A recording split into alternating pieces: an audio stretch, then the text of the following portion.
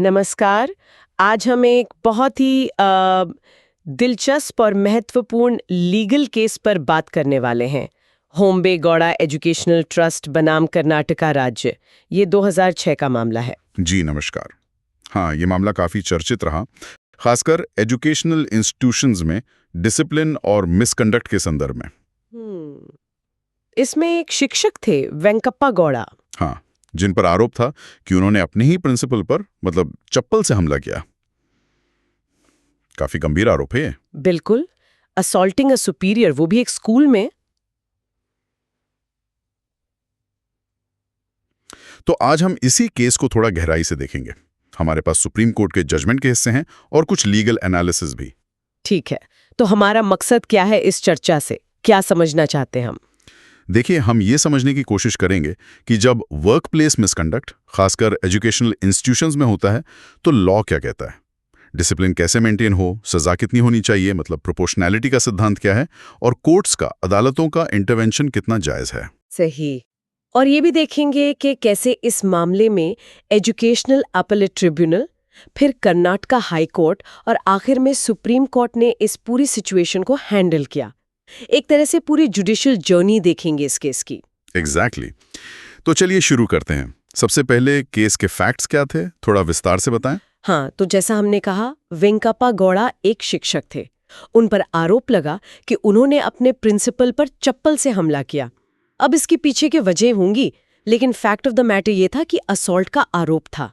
और इसके कॉन्सिक्वेंस के तौर पर जो स्कूल मैनेजमेंट था, यानी होम्बे गौड़ा एजुकेशनल ट्रस्ट, उन्होंने वेंकप्पा गौड़ा को सर्विस से डिसमिस कर दिया, मतलब नौकरी से निकाल दिया। जाहिर है, ये बहुत बड़ा कदम था। तो शिक्षक ने क्या किया? उन्होंने इसे चैलेंज किया होगा। जी हाँ, वेंकप्पा गौड़ा ने इस डिसमिसल ऑर्डर के खिलाफ एजुकेशनल अपीलेट ट्रिब्यूनल में अपील दायर की। ये ट्रिब्यूनल खास तौर पर एजुकेशनल मैटर्स के लिए होते हैं। अच्छा, तो ट्राइब्यूनल का क्या रुख रहा इस पर? क्या उन्होंने डिसमिसल को सही माना? नहीं, ट्रिब्यूनल का फैसला काफी अलग था। पहले तो उन्होंने जो डिपार्टमेंटल इंक्वायरी हुई थी, मतलब प्रबंधन ने जो आंतरिक जांच की थी, उसे ही सेटिसाइड कर दिया, मतलब रद्द कर दिया। रद्द कर दिया? हाँ। किस आधार पर? ट्राइब्यूनल ने पाया कि जांच में CCSR रूल्स, यानी central civil services classification control and appeal rules 1965 के रूल 14(2) का उल्लंघन हुआ था। ये रूल सरकारी कर्मचारियों पर लागू होते? हाँ, पर शायद इस ट्रस्ट के सर्विस रूल्स में भी इनका रेफरेंस था या समान प्रिंसिपल्स थे। ये रूल इंक्वायरी का प्रोसीजर से जुड़ा है। तो प्रोसीजरल ग्राउंड्स पर इंक्वायरी को गलत माना। फिर ट्राइब्यूनल ने क्या किया? क्या उन्होंने खुद सबूत देखे? हाँ, ट्राइब्यूनल ने फिर मामले को मेरिट्स पर देखा, मतलब तथ्यों और सबूतों के आधार पर। दो मुख्य आरोप थे शिक्षक पर। पहला था अनऑथराइज्ड एब्सेंस का, यानी बिना बताए गैर हाजिर रहना। और दूसरा वो असॉल्ट वाला? जी। दूसरा आरोप प्रिंसिपल पर चप्पल से हमला करने का। ट्राइब्यूनल ने सबूतों को जांचा और पाया कि पहला आरोप, यानी अनऑथराइज्ड एब्सेंस वाला, वो साबित नहीं हो पाया। अच्छा। लेकिन जो दूसरा आरोप था, प्रिंसिपल पर असॉल्ट का, ट्राइब्यूनल ने माना कि वो साबित हो गया है। ये एक महत्वपूर्ण फाइंडिंग थी। लेकिन असॉल्ट साबित होने के बावजूद उन्होंने इंक्वायरी को रद्द क्यों किया था फिर? क्या सिर्फ प्रोसीजरल ग्राउंड्स पर? देखिए, इंक्वायरी रद्द करने का आधार प्रोसीजरल था, रूल 14(2) का उल्लंघन। लेकिन उसके बाद ट्राइब्यूनल ने खुद एविडेंस एग्जामिन करके असॉल्ट का चार्ज साबित पाया।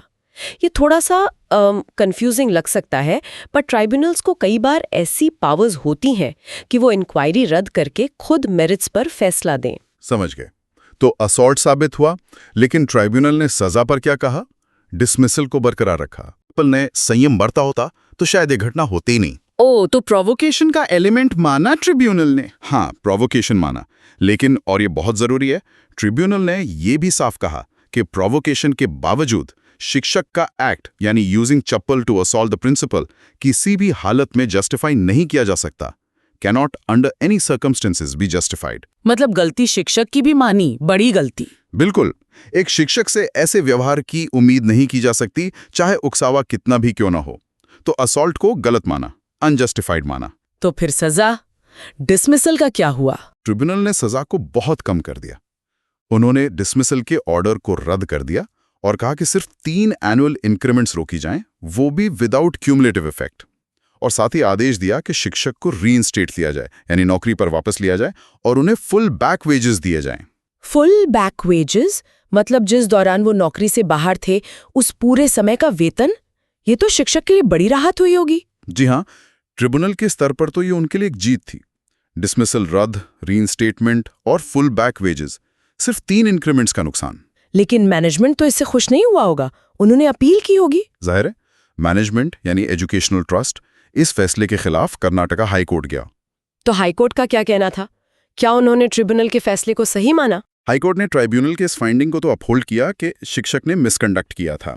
उन्होंने भी कहा कि ऐसा बर्ताव, set conduct, cannot be justified under any circumstances. मतलब कदाचार तो हुआ था, इसमें कोई शक नहीं। ठीक है, मिसकंडक्ट माना, पर सजा पर हाईकोर्ट का क्या व्यू था? क्या उन्होंने भी डिसमिसल को गलत माना? हाईकोर्ट ने सजा को मॉडिफाई किया।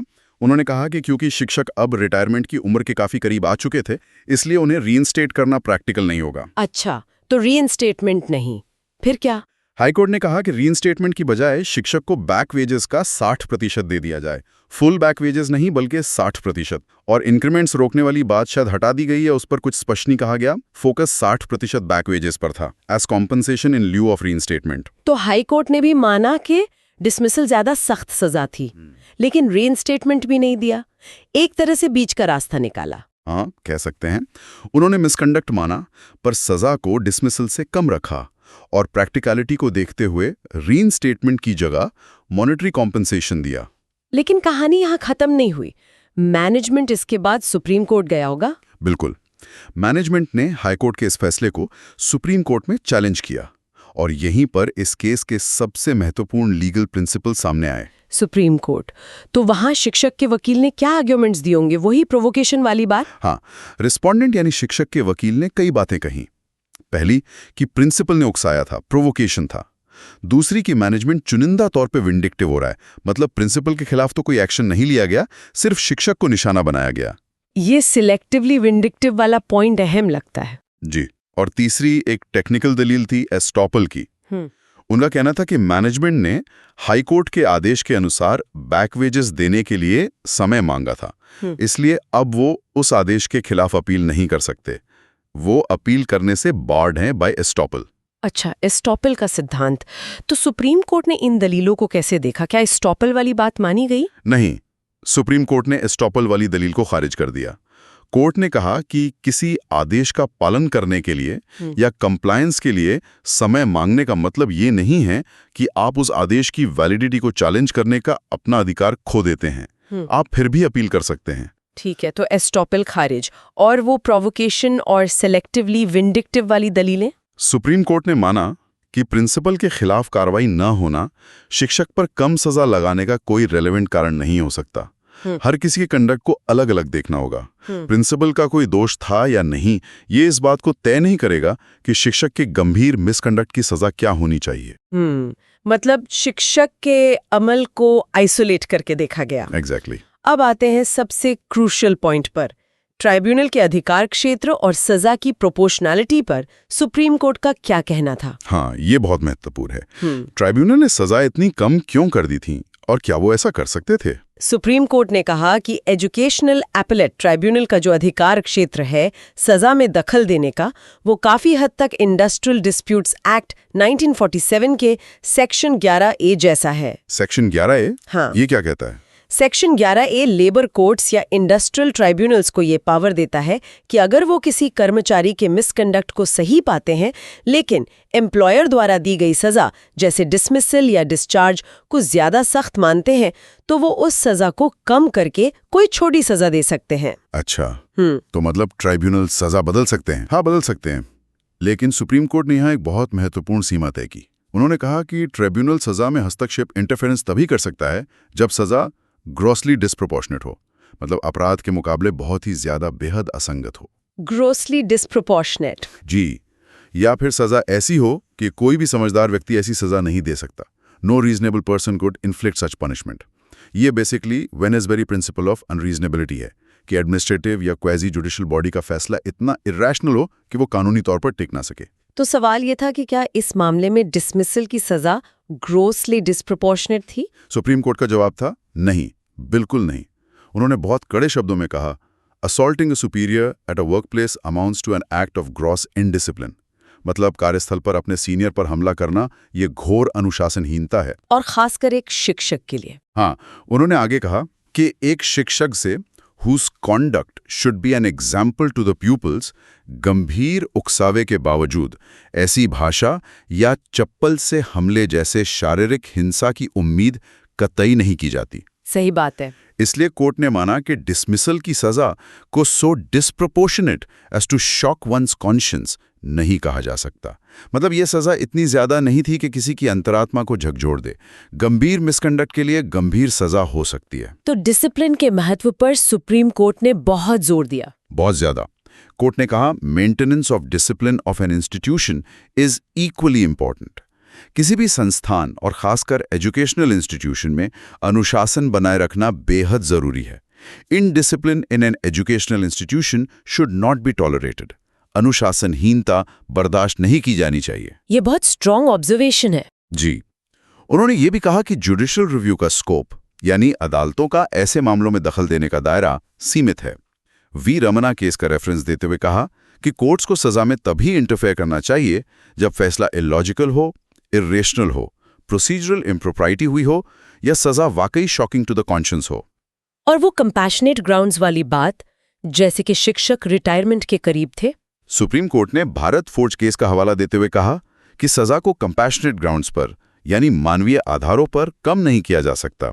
अगर मिसकॉन्डक्ट गंभीर है जिससे एम्प्लॉयर का एम्प्लॉय पर भरोसा टूट गया हो, लॉस ऑफ कॉन्फिडेंस, तो सजा को सिर्फ सिंपैथी के आधार पर कम करना सही नहीं है। तो ये लॉस ऑफ कॉन्फिडेंस वाला फैक्टर भी महत्वपूर्ण है डिसमिसल के मामलों में। बिल्कुल, खासकर ऐसे मामलों में जहां वायलेंस या घोर अनुशासनहीनता शामिल हो। सुप्रीम कोर्ट ने बदलते हुए न्यायिक नजरिए पर भी टिप्पणी की। अच्छा, क्या कहा उन्होंने? उन्होंने कहा कि देश में इकोनॉमिक पॉलिसीज बदल रही हैं, लिबरलाइजेशन हो रहा है और इसके साथ वर्कप्लेस पर डिसिप्लिन का महत्व और भी बढ़ गया है। एम्प्लॉयज को ये परमिट नहीं किया जा सकता कि वो इम्प्यूनिटी के साथ, मतलब बिना सजा के डर के, डिसिप्लिन तोड़ें। एक बैलेंस साधना होगा। समझ गए।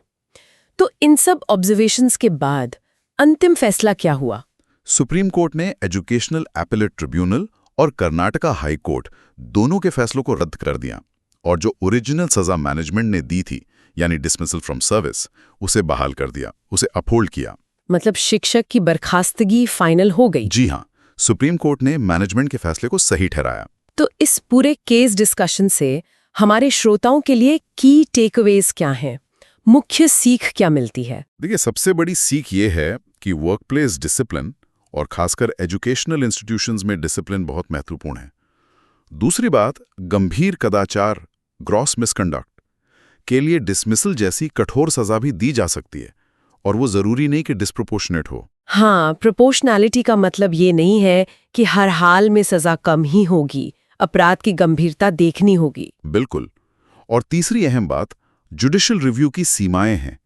कोर्ट्स आमतौर पर डिसिप्लिनरी अथॉरिटीज द्वारा दी गई सजा की मात्रा में तब तक दखल नहीं देंगी जब तक कि वो ग्रॉसली डिस्प्रोपोर्शनेट ना हो या वेनेस्बलिक अनरीजनेबलनेस के दायरे में ना आती हो या प्रोसीजर में कोई गंभीर खामी ना हो। सही, प्रक्रिया का पालन और सजा का तार्किक होना जरूरी है। जी, ये मामला एक तरह से लक्ष्मण रेखा खींचता है कि गंभीर अनुशासनहीनता के मामलों में अदालती हस्तक्षेप कहां तक जायज है। बिल्कुल। और ये सोचने वाली बात भी है जो शायद हमारे श्रोता भी सोच सकते हैं कि क्या इंस्टीट्यूशनल डिसिप्लिन बनाए रखने और किसी व्यक्ति की स्पेसिफिक सर्कमस्टेंसेस या प्रोवोकेशन जैसे फैक्टर्स पर विचार करने के बीच हमेशा एक क्लियर लाइन खींची जा सकती है? हाँ, ये एक मुश्किल सवाल है। कानून प्रोपोर्शनैलिटी की बात करता है, लेकिन व्यवहार में प्रोपोर्शनेट क्या है ये तय करना हमेशा आसान नहीं होता। हर केस के अपने यूनिक फैक्ट्स होते हैं। सही कहा। प्रोवोकेशन कितना था, कॉन्टेक्स्ट क्या था, एम्प्लॉय का पास्ट रिकॉर्ड कैसा था, ये सब फैक्टर्स भी शायद कहीं ना कहीं रेलेवेंट हो सकते हैं। हालांकि इस केस में सुप्रीम कोर्ट ने अनुशासन को सर्वोपरि माना। बिल्कुल।